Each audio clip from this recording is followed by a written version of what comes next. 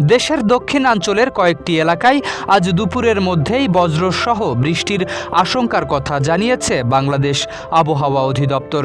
বিশেষ করে খুলনা, বরিশাল, পটুয়াখালী, নোয়াখালী, চট্টগ্রাম ও কক্সবাজার অঞ্চলের ওপর দিয়ে ঘণ্টায় ৪৫ থেকে ৬০ কিলোমিটার বেগে অস্থায়ীভাবে দমকা বা ঝোড়ো হাওয়া বয়ে যেতে পারে। একই সঙ্গে এসব এলাকায় বৃষ্টি কিংবা বজ্রসহ বৃষ্টির সম্ভাবনা থাকায় সংশ্লিষ্ট নদীবন্দরগুলোকে ১ নম্বর নৌ হুঁশিয়ারি সংকেত দেখাতে বলা হয়েছে।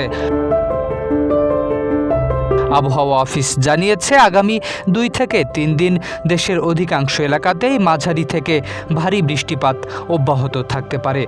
তবে এরপর থেকেই ধীরে ধীরে কমতে শুরু করবে বৃষ্টির প্রবণতা। আবহাওয়াবিদদের মতে আগামী ৯ আগস্টের পর চলতি মৌসুমে আর উল্লেখযোগ্য ভারী বৃষ্টির সম্ভাবনা নেই। সেপ্টেম্বর পর্যন্ত বিচ্ছিন্নভাবে হালকা থেকে মাঝারি ধরনের বৃষ্টি হলেও বড় ধরনের বর্ষণের আশঙ্কা খুবই কম।